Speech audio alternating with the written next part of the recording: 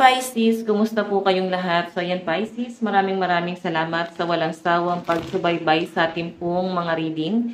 And kung ikaw ay bago pa lang sa ating channel, mag-subscribe na po kayo. Then i-click mo na rin yung ating notification bell para lagi kang updated sa ating mga bagong upload. And sa mga interesado naman palagay sa ating private reading, nasa description box below, yung link ng aking Facebook ay message nyo na lang ako. Okay? So tignan natin. Love reading para sa inyo ngayong April 2025. Ganap kay Pisces. Pisces, Sun, Moon, Rising, and Venus.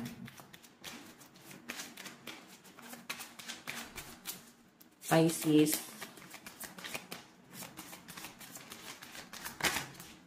So guys, meron tayong you are lucky. Ito ha, sa pinapakita sa akin, okay yung relationship nyo eh. Ang problema lang guys, napabayaan to. Maayos yung relationship nyo, pero yun nga, parang parehas na kayo guys. Nandun sa point na mahal nyo pa yung isa't isa. Mahal mo siya, mahal ka pa nito. Ang problema lang guys, yung mga issue nyo, nahihirapan na kayo guys na ayusin pa kasi may mga nangyari na hindi na maganda. So, hirap na kayo guys na ayusin pa kahit na mahal nyo pa yung isa't isa.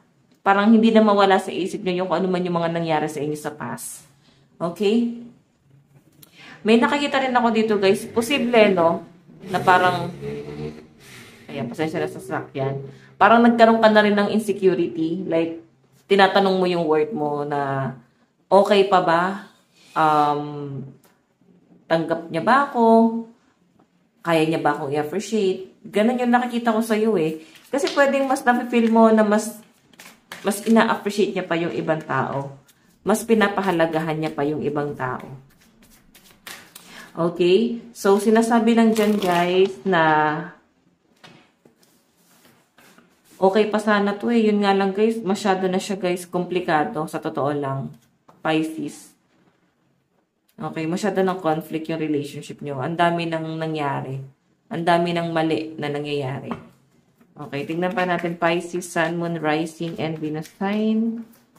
Ayan, love reading para sa iyo ngayong April 2025.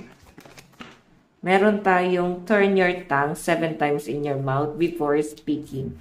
So, ito ha, sa pinapakita sa akin, ang problema ka sa relasyon na to, pag galit yung isa, dapat kasi ang ginagawa, wag nang makipagsabayan, wag nang magsalita, wag nang patulan. Pero nangyayari kasi guys, pag galit yung isa, galitin yung isa. So, nangyayari, nagsasalpukan kayong dalawa. Ganon yung nakikita ko dyan. Okay? So, wala naman guys magpapatalo dito sa inyong dalawa eh. Tignan pa natin. Walang mag-giveaway, walang magpapakumbaba. Pisces, meron tayong it's okay to doubt. Diba? May pag-aalinlangan ka na. Talaga. Normal na maramdaman mo yan. Okay? Kasi, hindi mo na-feel yung security dito sa relationship na to. Okay? So, parang okay lang na ma-feel mo na ganyan. Kasi parang, ibig sabihin lang nun, talagang mas na-appreciate mo siya before. No? Na-appreciate mo talaga siya, guys. Kasi mahal mo naman talaga siya. Ngayon, mas nakikita mo kung ano yung mali. Kasi nakapokus ka sa kanya eh. Nakikita mo kung ano yung maling treatment na ginagawa niya sa inyo. Kung ano yung maling pagtrato niya sa inyo. Okay, tignan pa natin guys. Pisces, Sun, Moon, Rising, and Venus sign. Meron tayong you can do it. So, alam nyo guys, kaya mo eh. Hindi mo kailangan dumepende sa taong to. Hindi mo siya kailangan isip-isipin kasi makaka-recover ka dito. Ayun no, yung bottom of the deck mo, masyado mo nang inaabuso yung sarili mo. Binigay mo na yung lahat dito sa taong to. Okay? So, isa lang guys yung pinapakita dito na parang hindi mo kailangan questionin yung sarili mo na baka may pagkukulang ka. Kasi binigay mo lahat eh. Nagkulang ka nga sa sarili mo pero hindi ka nagkulang sa taong to. Okay? Pwede kasi guys masyado kang na-manipulate na tong taong to na parang may pagkakamali ka, may pagkukulang ka.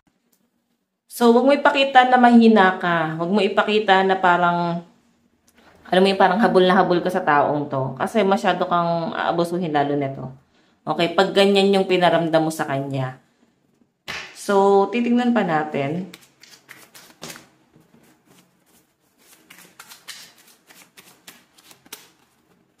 Stand up for yourself. Diba?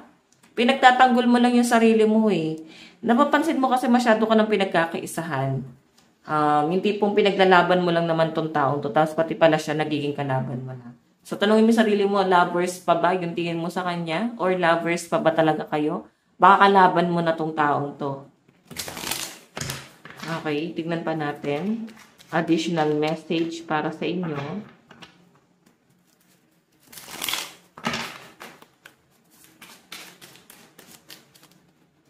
Okay, Pisces, meron tayong King of Pentacles. Meron tayong The Magician. So, itong person na to guys, tinatry kanyang i-manipulate.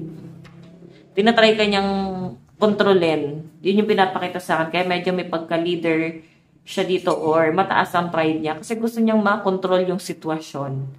Okay? Meron tayong Two of Cups. Nandun yung partnership eh. Nakikita ko na mahal ka naman ng person mo. Yung problema lang kasi guys ito, gusto niyang makontrol ka niya. Yun nga lang, yun yung hindi niya magawa kasi lumalaban ka. Okay, tignan pa natin.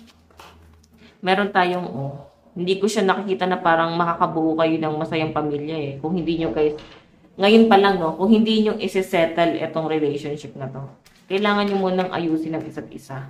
Kailangan nyo munang ayusin yung relationship nyo. Kasi kawawa yung magiging anak nyo. Kung ngayon pa lang hindi nyo guys naayusin. Meron tayong Ten of Pentacles. So, ayan.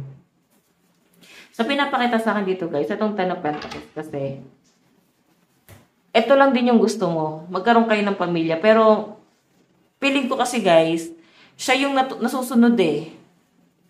So, kaya siguro guys, may pamilya dito, baka parehas kayong single parent na itong taong to. And parang nahihirapan kayong ayusin yung relationship nyo kasi may mga taong parang nasasagasaan. Okay? May mga obligasyon na pala kayo sa una. So, ngayon pa lang sa inyong dalawa, nahihirapan kayo kasi may parehas kayong obligasyon. So, yun. Tignan natin. Love advice. Meron tayong stay optimistic about your love life. Positive thinking and faith will bring you romance. Meron tayong make the effort. Great love is worth taking the step you're guided to take. Okay, tingnan pa natin guys. Wait lang po. Hindi ko lang itong mga card.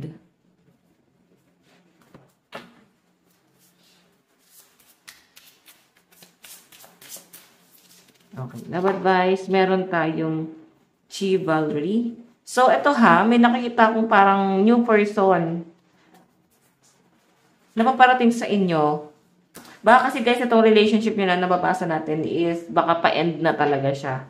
Sabi ko nga guys, hindi kayo guys magkasundo. Nandun yung iniisip-isip nyo pa rin yung isa't isa. Mahal nyo pa rin yung isa't isa. Pero parang malabo na siyang ipaglaban. And may new person na paparating sa inyo. Pisces, message ni person sa'yo na iniisip mo, I know I was a distraction from your fame. Diba? Alam niya, aware siya na may kasalanan siya. Aware siya na nasaktan ka niya. Meron tayong, it's time for me to heal now. Piling ko nag-move on na siya. Parang naramdaman niya din na, kaya pasensya na guys sa mga sasakyan, no? Siguro na-feel niya na rin talaga na hanggang dito na lang. Na hindi niya na kaya pang ipaglaban ng isa't isa. So, ready na siya guys na mag-move on. And I think ikaw din. Okay, lalo na kung may new person ka na. Pisces, ito lang po ang inyong reading. Maraming salamat. God bless and love you. Bye-bye.